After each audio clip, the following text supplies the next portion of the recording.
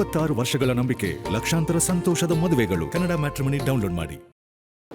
ನಾಗೇಂದ್ರ ಅವರು ಇವತ್ತು ಜನಾರ್ದನ್ ರೆಡ್ಡಿ ಅವರಿಗೆ ದಲಿತ ಮಂತ್ರಿ ಆಗಿದ್ದಕ್ಕೆ ಹೊಟ್ಟೆ ಕಿಚ್ಚು, ಅಥವಾ BJP ಪಕ್ಷದವರಿಗೆ ದಲಿತ ಮಂತ್ರಿ ಆಗಿರೋದಕ್ಕೆ ಹೊಟ್ಟೆ ಕಿಚ್ಚು ಅನ್ನೋದನ್ನು ಫಸ್ಟು ಅವ್ರು ಬಿಡಬೇಕು.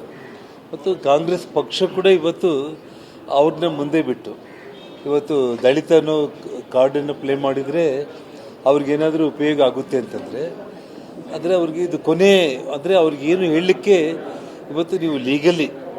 ಮತ್ತು ಇನ್ನೊಂದು ವಿಷಯ, ನಾನು ಪ್ರೆಸ್ ಮೀಟ್ ಟೋಟಲ್ ಡೀಟೇಲ್ಡಾಗಿ ನೋಡಿದರೆ ಇನ್ನೂ ಕರೆಕ್ಟಾಗಿ ಹೇಳ್ಬೋದಾಗಿತ್ತು. ಅಮೌಂಟ್ ಎಲ್ಲ ಕೂಡ SIT ಅವರು ರಿಕವರಿ ಸುಮಾರು ಮಾಡಿ ಅಕೌಂಟಿಗೆ ಹಾಕಿದ್ದಾರೆ. ಅಂದರೆ ನಾನೊಂದು ವಿಷಯ ಹೇಳ್ತೀನಿ ನಿಮಗೆ. ಇವಾಗ ಕಳ್ಳತನ ಮಾಡಿದ ಮೇಲೆ ಪೊಲೀಸರು ಒಬ್ಬ ಕಳ್ಳ ಯಾವುದೋ ಒಂದು ಪಿಟ್ ಪ್ಯಾಕೆಟ್ ಹೊಡೆದಿರ್ತಾನೆ ಅಂತ ಅಂದ್ಕೊಳ್ಳಿ, ಅವನ್ನ ಅರೆಸ್ಟ್ ಮಾಡ್ತಾರೆ.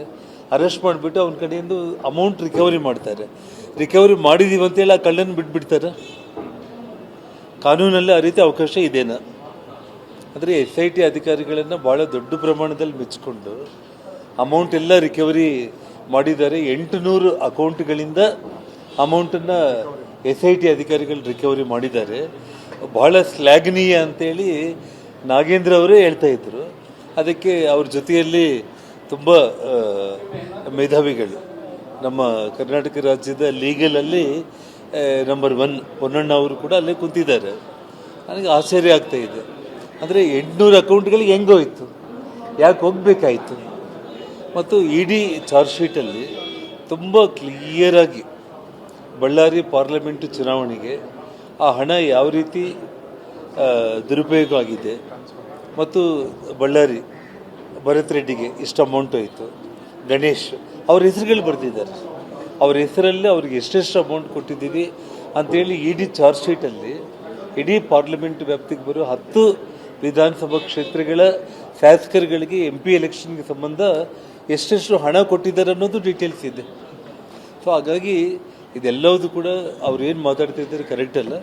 ಇವತ್ತು ಭಾರತೀಯ ಜನತಾ ಪಕ್ಷದ ನಿಲುವು ಒಂದೇನೆಂದರೆ, ನಾಗೇಂದ್ರನ ಕೈಬಿಟ್ಟು ನೀವು ಇನ್ನೂ ದಲಿತ ಮಂತ್ರಿಗಳು ಯಾರನ್ನ ಬೇಕಾದರೆ ನೀವು ಮಾಡಿಕೊಳ್ಳಿ.